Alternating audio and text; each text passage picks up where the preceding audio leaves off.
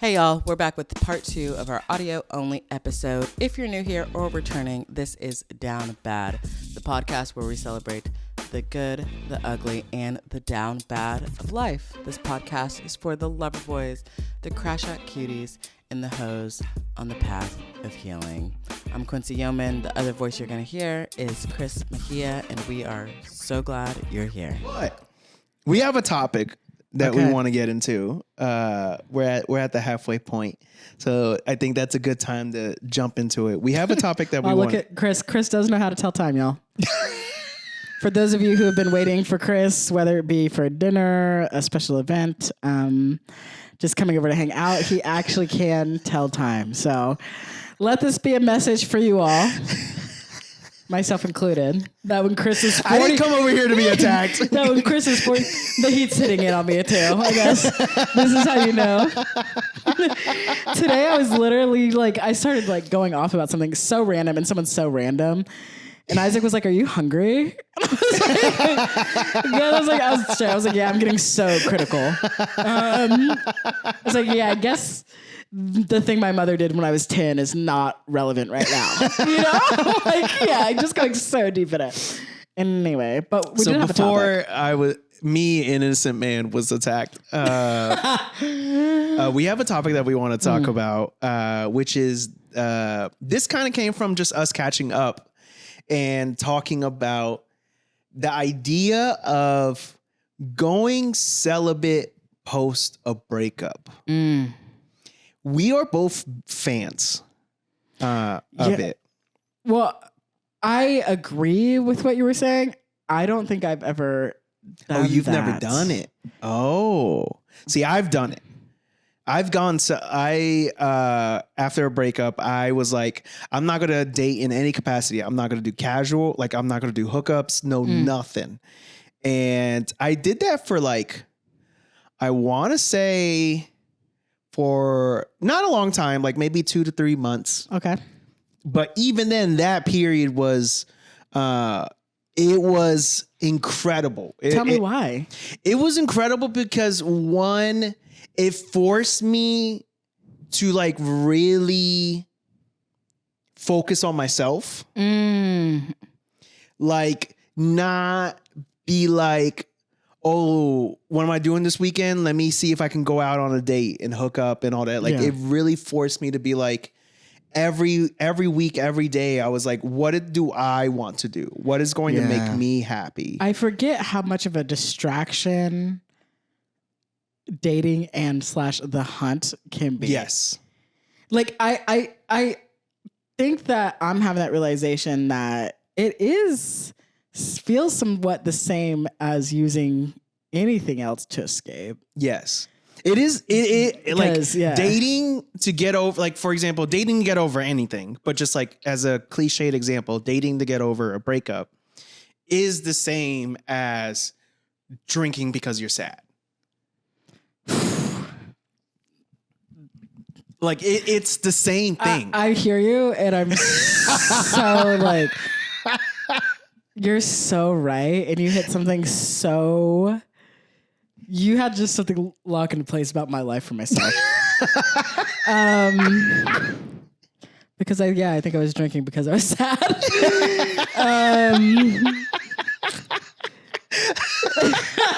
Damn. Yeah. Podcast is canceled. I'm like, shit, when you're right, you're right. That's exactly the feeling, yeah. Yeah. But you don't realize it because you're like, oh, I'm just having fun. Oh, I'm just whatever. Right. But then in reality, you're like, oh, yeah, this was the escape from the devastating heartbreak that I'm feeling and experiencing. Right. Because it's a distraction. That's basically what it is. It's a distraction, and it's using a new shiny thing to distract you from. Or an old shiny thing. Just some other something thing. shiny. Just another thing. I think it feels shiny because there's I feel like you said this to me once, actually, in this era of oh shit, I lost it. But because there's no pressure of it being anything. Yes. So then it's like, if you only are like hooking up without the responsibility of commitment, it can really make it feel like everything is like romantic or fun or heightened. Cause it's like, we are not also like going back after this to be like, how are we paying our bills? Right. Or whatever it is, right? Like dealing with the real shit. It feels like, cause I think that's why a lot of people fall into stuff like situationships and these like casual ship kind of things, because there's a lot of, like, for example, after a breakup, there's a lot of pain, a lot of heartbreak. And regardless of whether if you're doing the work to address it, it's tempting because like we also live in such a society that is like the best way to get over someone is to get under someone. No, it's so funny. My friend Celeste, like sent me a screenshot of me putting that as my Facebook status, like forever ago. Like a Quincy, like says or whatever it is, the best way to get over someone is to get under someone else. So fucking embarrassing. Nevertheless. But I truly believed that motto for so long. I honestly think I truly believed that motto up until about 2 weeks ago. I really did. I really think that. Because I was like, this is funny. The situationship thing is funny. I saw this thread today because, and someone was like, we need to bring back lovers. It's like that in between of like, there is no expectation for this to go anywhere. Yeah. But like, we're still like doing this or whatever. And I'm like, yeah, because that does seem like a fun space in a container, like a safe container to be distracted with. Right. But the problem is, I don't know if communication is prioritized enough right now to like be lovers. Yeah. You know what I mean? And so that's why it becomes a situationship, because people are like afraid to actually communicate. Right. Or people think that if you communicate and do stuff like that, that's going to mean you want more and they don't want more. So it's like, why don't we just keep things vague and not bring it up? But it's like, but vague really doesn't, because then it's like the strategy to keep it vague is one thing, which I feel like we've talked about in another one. Right. And then it's all, I was like, I'd rather just clarify this so it's like not a thing. Yeah. Yeah, because we've demonized the idea of wanting to be nothing. I feel like as a society. Right. Where it's like connections have various states. Like it's the not amount even of times nothing, but it's like there's definitely things between like we fucking hate each other and we're buying a house. Right. Right. Yeah. Because it's like the amount of times I've seen, like, as an example, I've seen, like, for example, women complain, oh, this man said that he just wants to be casual. Ugh. And it's just like, he's being upfront. Yeah. Like, yeah, that doesn't align to what you're looking for. And I'm sure that's frustrating if you feel like you're constantly running into people who just want casual. But it's like, there's nothing wrong with being upfront of like, I don't want anything serious. But okay, so also here's the thing. And I don't want to keep this too much on the binary, because I think this is a relationship. It's a universal thing. Yeah. But I do feel like there's sometimes when people are like, oh, they want to be casual. Ugh. But in that moment when the person said that, they're like, oh yeah, I get it. Versus being like, I don't want to be casual. Right. And the thing I struggle with, not to make this about me, but is I am being absolutely direct. And I do think that being a woman, men do not believe that you're being direct. Mm-hmm. It's like, you're coming over at 1 a.m. What did you think I thought this was? Right. And it's like, oh, but you could know that this was not really all that. But why did it seem like I thought it was going to be all of this? Exactly. Yeah. You know what I mean? Yeah. And I will literally be like, no, it's not that big a deal or whatever. But then people are like, I think this is where, I don't know. I think everybody's fucked, because I'm like, I'm telling you exactly what I say and mean. Mm-hmm. The subtext you're adding is so fucking annoying. Like literally me and Ray were talking about this at your birthday. Right. Because me and Ray are similar in this way. This is two friends that Chris was actually keeping apart, but that's neither here nor there. But I was not keeping y'all apart. These are accusations that have been brought onto me and they are false. Yeah. But I'm like, I think that's really hard. But I've also been on the other side where I'm watching like my dude friends have these conversations, or someone of my saying it's casual and a person on the other end agreeing. Mm-hmm. And they're like, or not saying anything back and that person taking it as agreeing. And I'm like, no, they actually weren't for that. They're just not saying that. Right. Whereas like if someone literally told me, and if I wanted to be with you and you're like, oh, I don't want to be with you, I'd be like, I want to be with you, so we can't do this. Or I want to be with you and I'll suffer. Like I would literally be that up front. Yeah.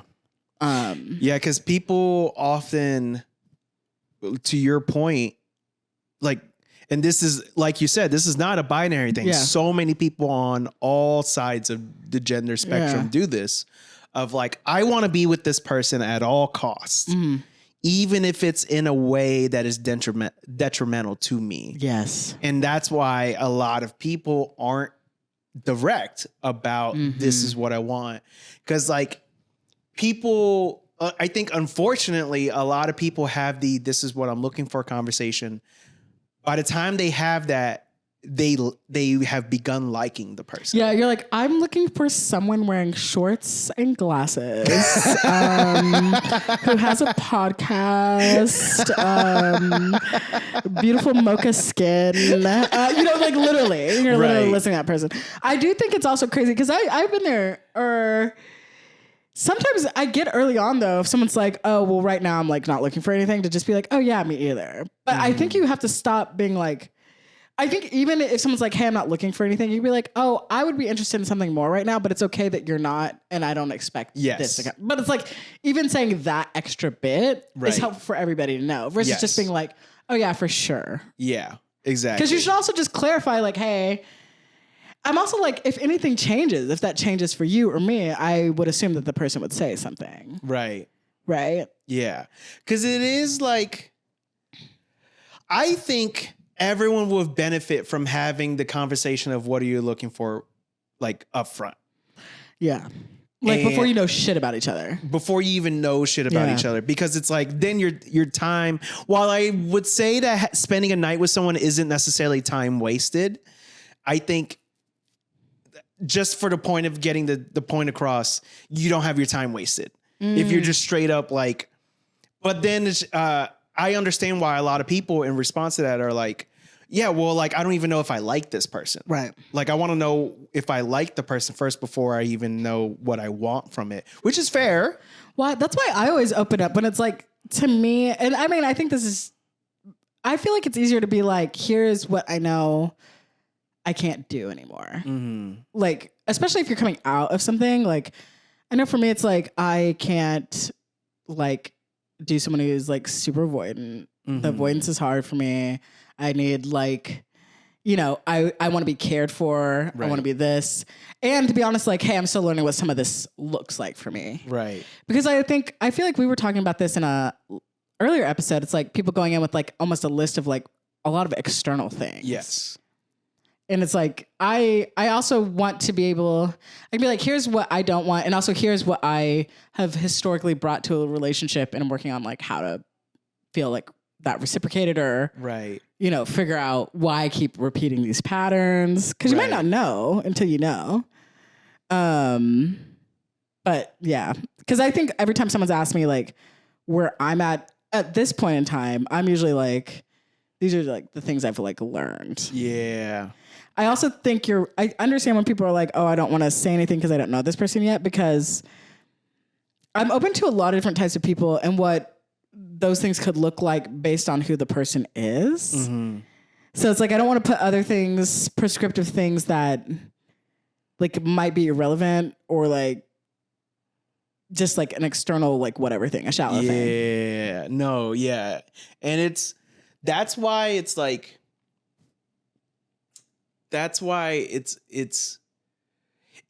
just overall it's fuck, what was the point that I was going to say? I think it's overall where there's just so much of, it's just funny how much of relationships and dating to like make it better, it's like the easiest thing. And we just don't do it as a society. Like, for example, like you're saying of being direct and stuff. That, like, in that time that I spent being celibate and not dating, I learned how to just be like, communicate. And then also as well, like recognizing like, oh, me and this person, we don't vibe. We don't have to keep seeing each other. So you were still like, so would you still meet and date people, but you were like, I'm not having sex? Or was it like... So like I finally, basically what happened was I was moving here and I was like, daddy wants pussy. Like I was No. I can't support that. I'm glad that wasn't on video.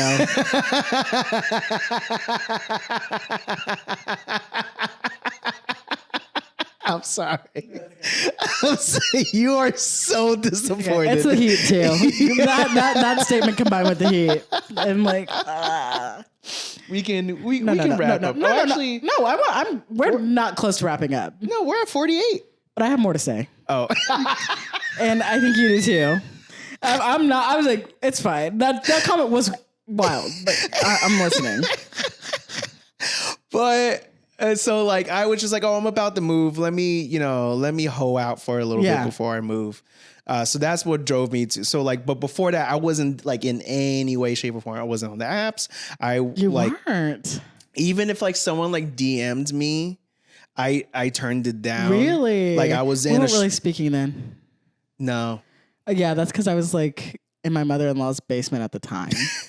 And also, like, that's when I thought I was going to be a lawyer for like 3 months. So I wasn't talking to a lot of people.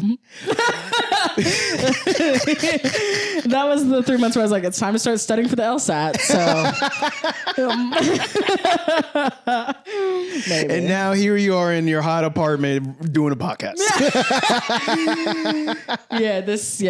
The parallel universe. Yeah. Of if you did the LSAT. No, but we were busy both in move mode too. Yeah. Okay. But it was, so because of that, because I think it was, I forget what was the catalyst for me being like, I need to do this thing.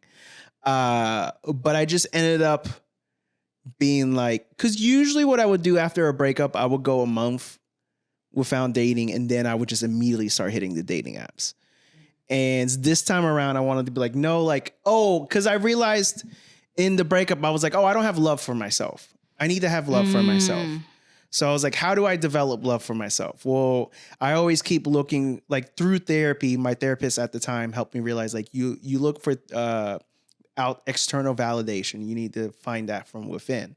So what I was doing was like doing a lot, like I like started journaling, shit like that. But then also as well, I just started like taking myself out on dates more. Yeah. Like I would have day dates where I would go to a museum or I would go to a bar by myself and like read a book.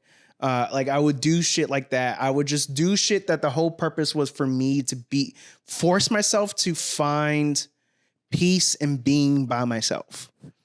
And not feel, because another reason why too was like in therapy, I realized that I measured my worth as a man based off of, do I have a woman in my life? And so whether it was like casually talking to women or being in a relationship, like I realized that throughout my life, I thought to myself, as a man, there's something wrong with me if I don't have some sort of woman in my life. It's so funny. We talk so much about women decentering men, but you were decentering women, which is also, I mean, it's necessary. I think a better term for that is like decentering romantic relationships. Yes, exactly. Yeah, exactly. And because like, for example, I'll never forget like one time, actually a couple of women I've like casually dated, I remember have told me a very similar comment of like, you're so great. You're so nice. Yeah. Like I kept thinking to myself, like something has to be wrong with you or else why would you be single?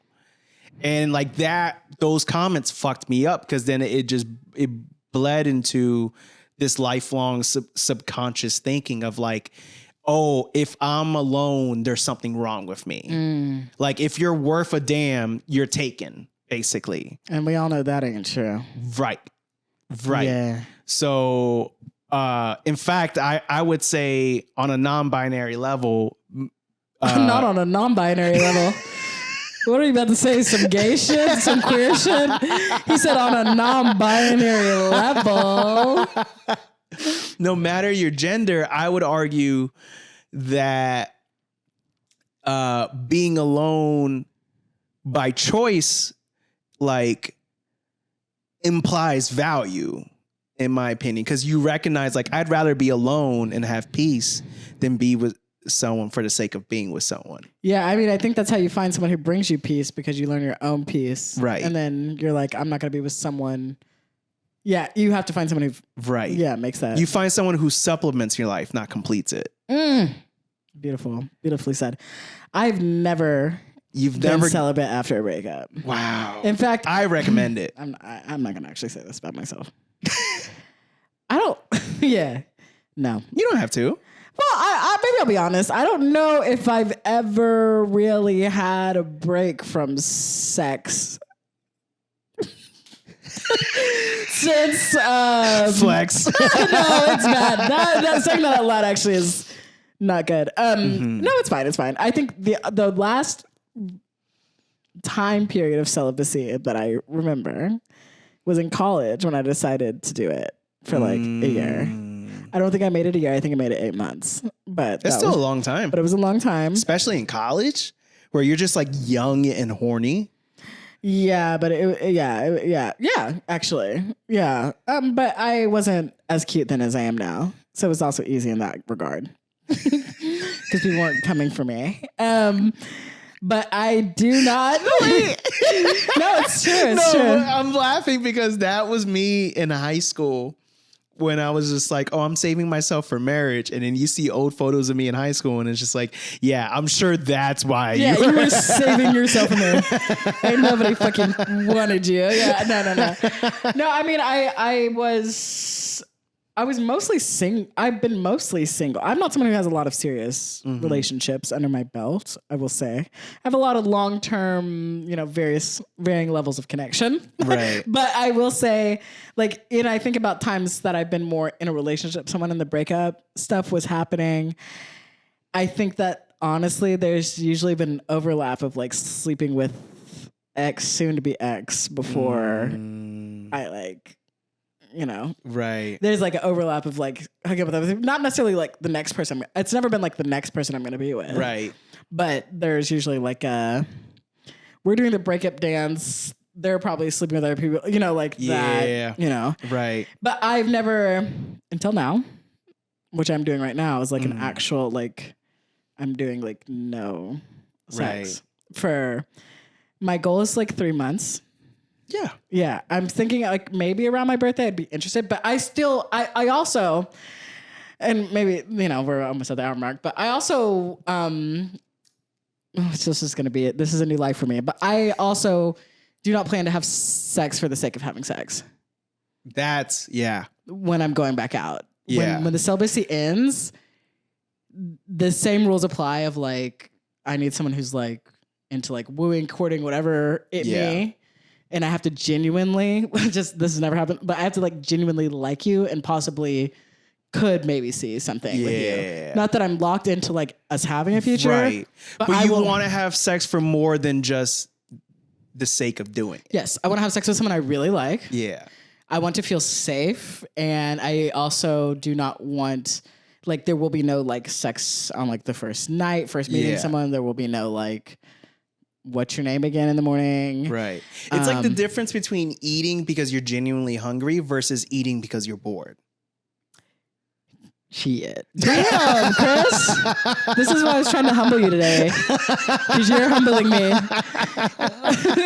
Mine and Chris's relationship is becoming contentious. Well, no, I say that because you're that was absolutely right. I love that. No, that's a big, also another reason why I went through my celibacy period, because I realized through therapy that there was a lot of people who I had sex with because I just felt like I needed to be having sex.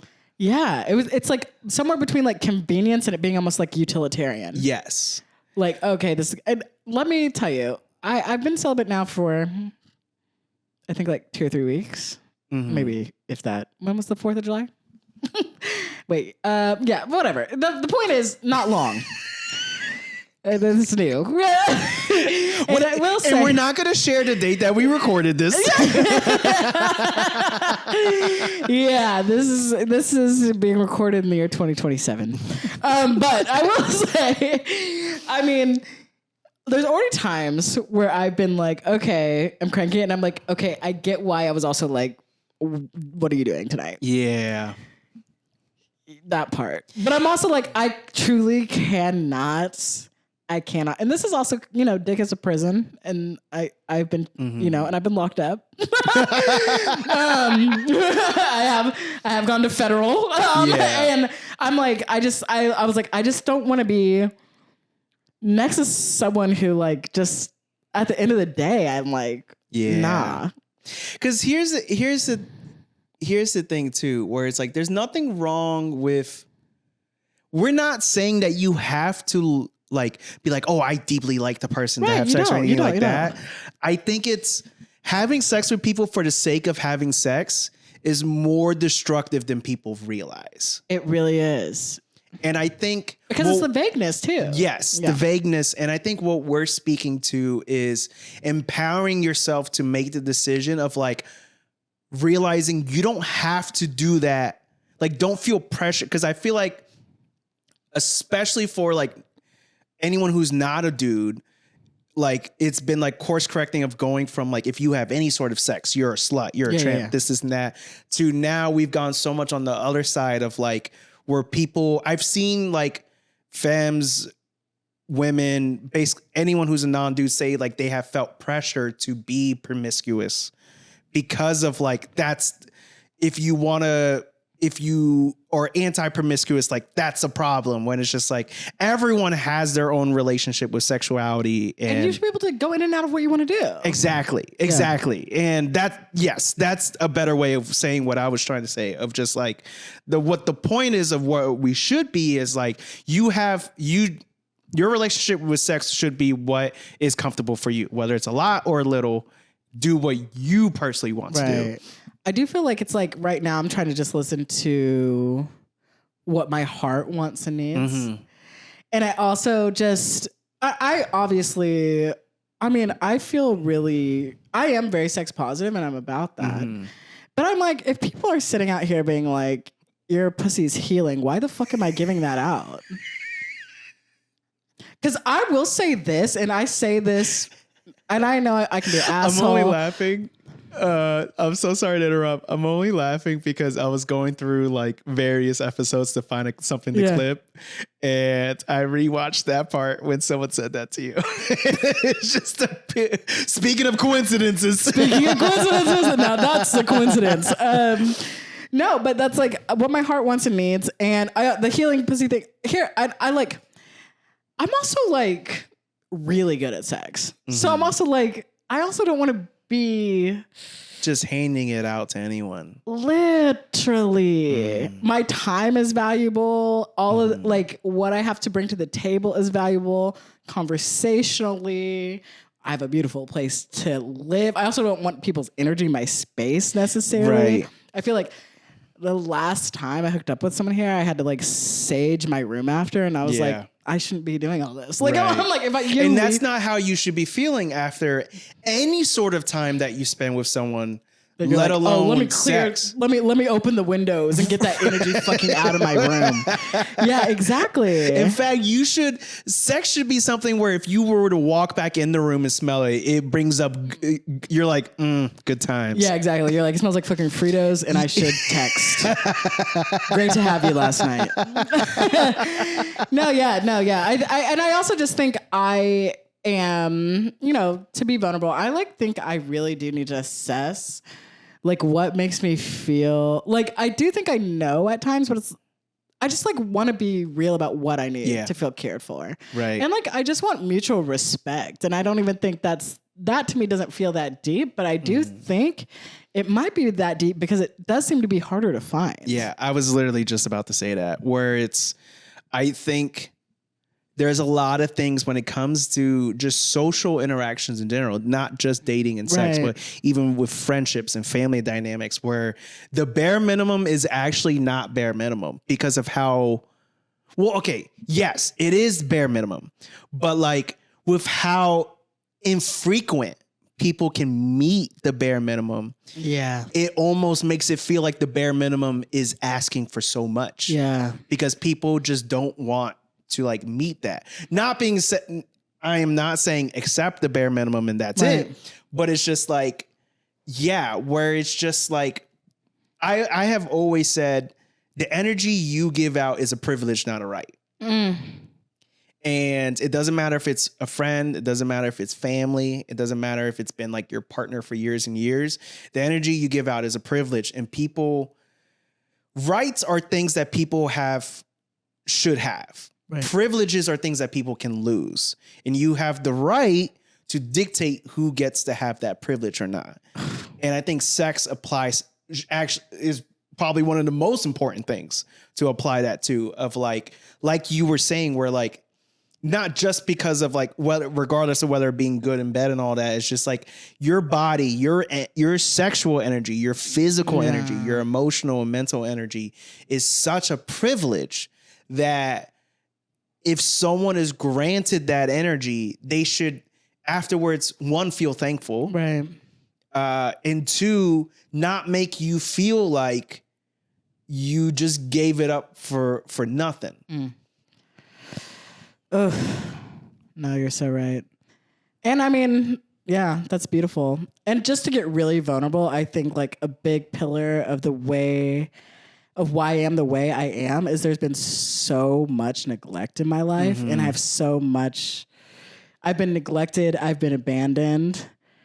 And I've had relationships throughout life and even now fall apart because as soon as I stop doing it, it's gone. Yeah. And I just am like, I feel like I'm wearing my heart inside out and like on my sleeve right now. And I do to an extent always do that, but I don't know. I just want someone who honors that. Cause I know it's like, okay, I sound sarcastic. I am confident. That doesn't like my vulnerability is not a weakness and I'm confident in that. But I also need someone who also doesn't either take it as a weakness or just sees this tough stuff and thinks this is fake. It's like, I don't know. I just want to be looked at and... You want to feel seen. Yeah, I want to feel seen. Yeah. Wow. Okay, I'm going to cry. So we got to wrap this up. Oh my God, I want to be seen. Yeah, I do. Yeah. And I think it's really hard to admit that because I think that I have forever just been like... The performance of like taking everything in stride is something I'm very good at. And I can't do it anymore. Yeah. I'll never forget a TikTok that I saw once where the girl, it was just like text on the screen and like her eating a bag of chips. But the whole point was like the text on the screen. The text on the screen was your ex really that good at sex or was that the only time they made you feel validated? Yeah. And that has stuck with me ever since because it's like, I think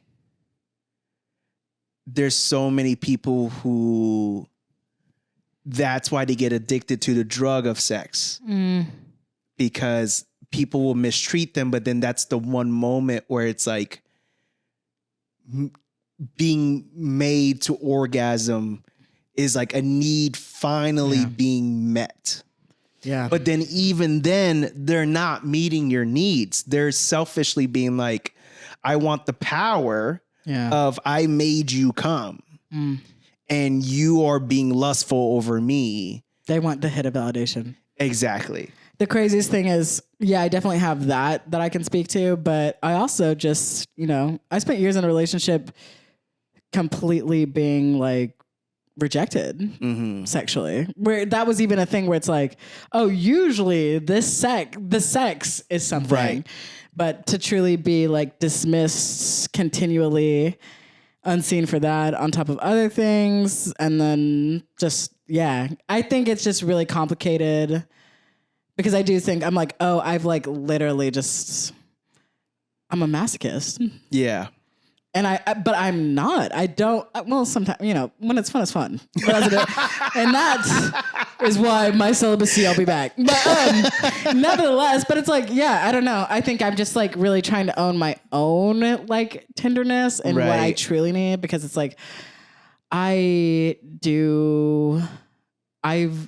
been emotionally caring for myself my whole fucking life, and I need to be cared for. Yeah. Point blank. And that is even to have sex. And I also am just over, like, I was texting with this guy the other day. The person who told me that my pussy would heal them. We're texting about things, but it's like, even in that, it's like he was basically like monologuing at me. Or like just talking. At one point I was like, oh, I'm going celibate. And like his response was like, old bodies don't count. And I was like, no, I'm not fucking, like, I'm like, everything counts. Right.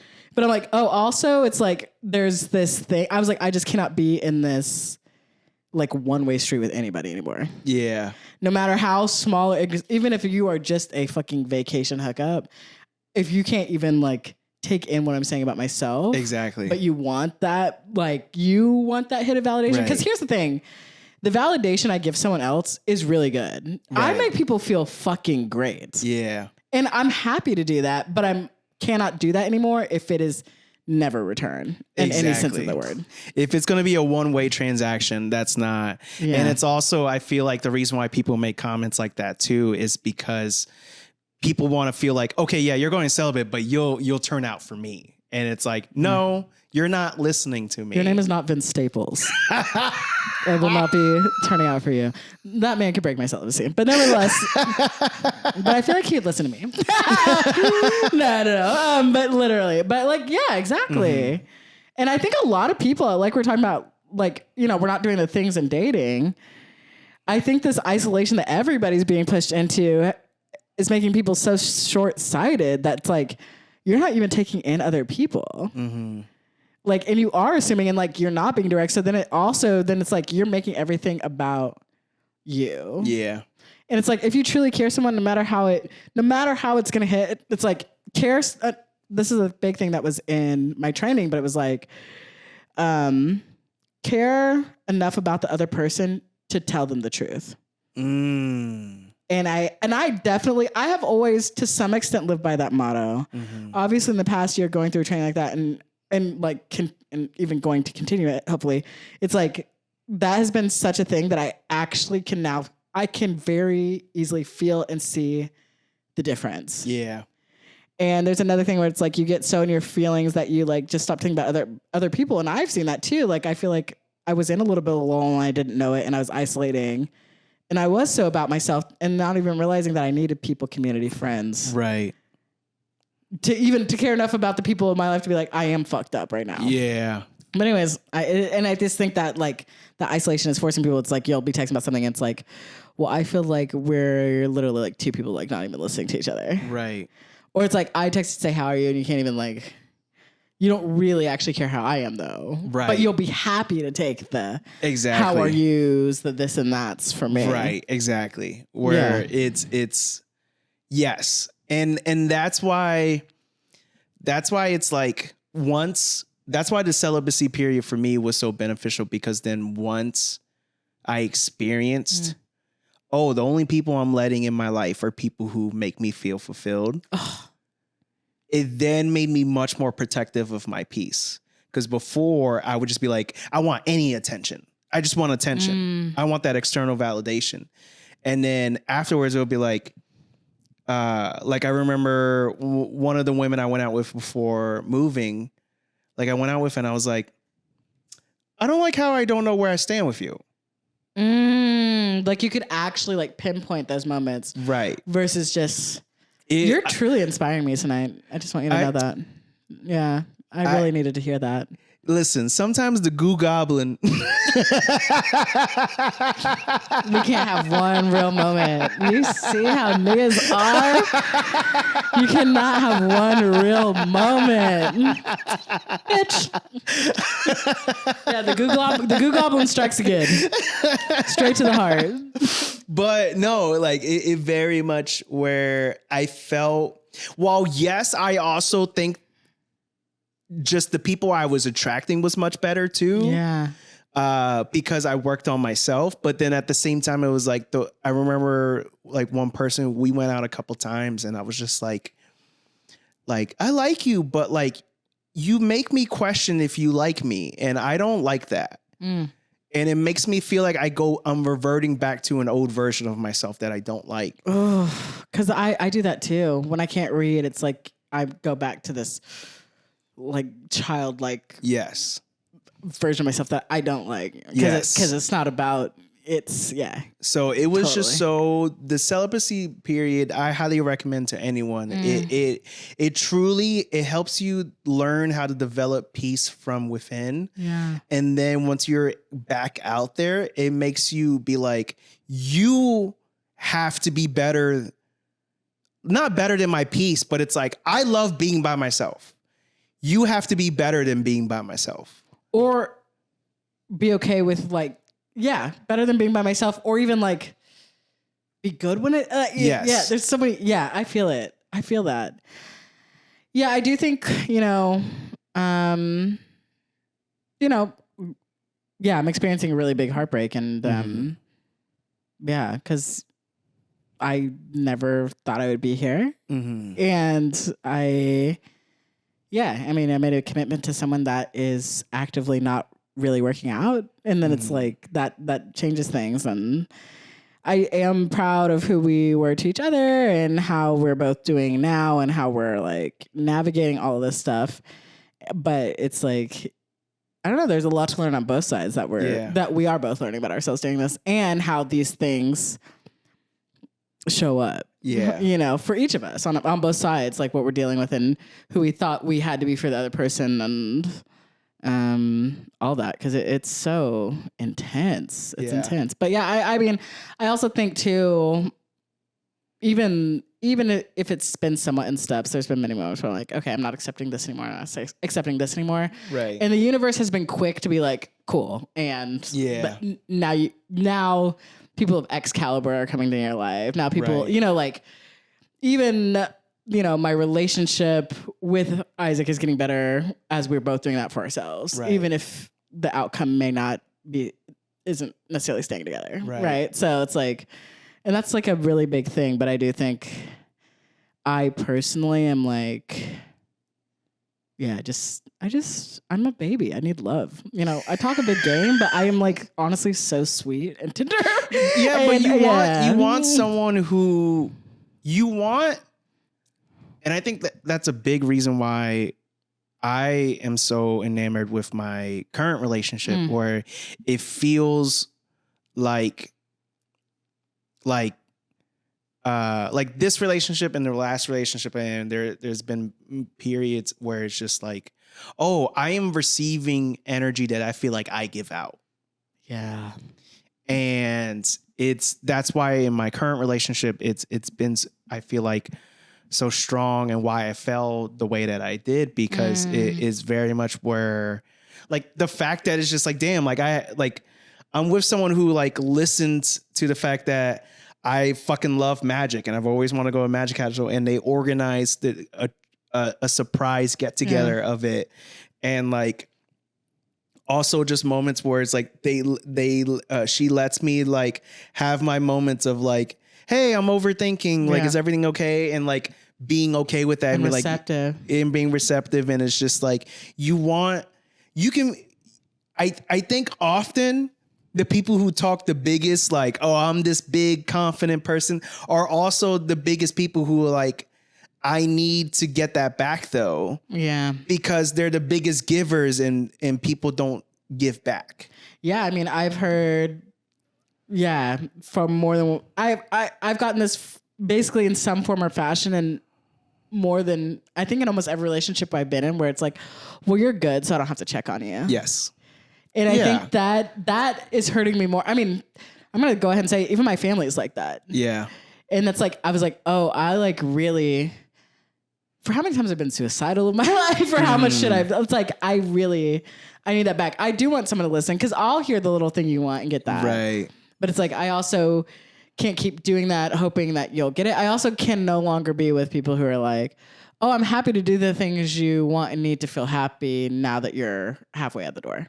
Yes. Because that's also a very common thing. Yeah. And obviously I've liked a lot of avoidant people because it mimics other patterns in my life. Right. But that being said, I mean, even getting a taste of what it feels like to like get that energy returned through like my platonic relationships, other things, I'm like, oh yeah, it's like it's an intangible thing that you really, sometimes you can't even, you only know it when you feel it. Exactly. And I just want to be open and know and be in a spot where I can feel it, and also open, feel it, and then feel safe to give that back and not feel like, okay, and now that's like the shoe's gonna drop. Exactly. Because call me Drake, but I got a little trust issues. I do have some trust issues, but but that's neither here nor there. But yeah, I mean, you got me tonight. Goo Goblin got me tonight. I'm like, damn, I'm feeling teary. That was so right. You're so right. And you honestly, you really are inspiring me. It's like good to hear that. You. And like, well, I don't know why I'm saying thank you. You're welcome. Yeah. Yeah. No, like, yeah. And just like, yeah, the idea, I like how succinctly you put it of like, you go out and it's like every day it's like, well, what do I want to do? Like, who do I want to spend time around today? Right. And also who you want to spend time around that day changes if sex isn't on the table. Yes. Because you'll be like, well, I want to have sex today. Do I want to hang out with that person? But I want sex. That's a different thing. Because I think any sexually active human being has spent time with people they do not want to spend time to, but they're like, I might get sex out of it. Hell, you don't even have to be you could aspire to be aspiring to be sexually active. And it's like, I don't want to spend time with this person, but I do want sex. So, and they might give it to me. So yeah. But I guess to put a little best, bow Chris. on it. I appreciate you. I appreciate you too. I really appreciate you. Yeah. To put a bow on this, I would just say to the listeners out there, give celibacy a try. Post-breakup celibacy. Post-breakup Not celibacy. overall. This is where we're like, and now dial 1-800-Jesus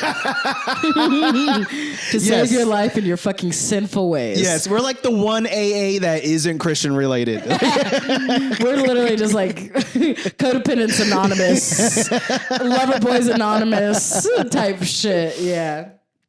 Quincy, what is something this week that you're going to try to not be down bad about? This week I refuse to be down bad about like being Tinder.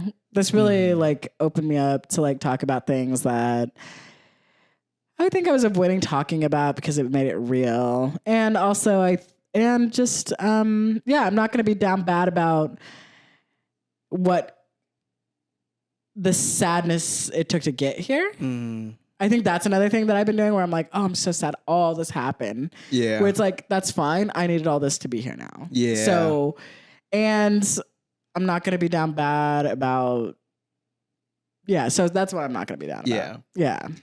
I'm not going to be down bad about, I think I've been less motivated to do comedy in LA because of like I've traveled recently for comedy and it's made me feel so good. Yeah. That it's like, I've just been less motivated to do open mics here because it's like, oh, it just doesn't make me feel good. And I'm going to refuse to be down bad about recognizing when something's not serving me or adding to my life and just letting myself go through this phase of like, just do what will help you get by. Don't force yourself to do all this mics to break in and stuff when you're not enjoying it. That's beautiful. I think that's celibacy. That's shit. We're both going through it. Personally, professionally, we're both. Yeah. I'm happy to hear that. Thank you. Yeah. Because I think, exactly. If people like the things you say and the way you say it, how can they follow you? You can follow me at Quincy Yeoman on the platforms I'm on. And you can follow me at Chris Mejia Comedy on Instagram and TikTok, at Topher Mejia on Twitter and Twitch. Also, you should follow our show on Instagram at The Down Bad Show. You should also subscribe to our YouTube. But as always, thank you so much for listening. Please give us a follow, subscribe, review, 5 stars, 4 stars, share it with your friends, share it with your lovers, share it with your enemies. Thank you all so much for tuning in. Till next time, stay curious. Stay up.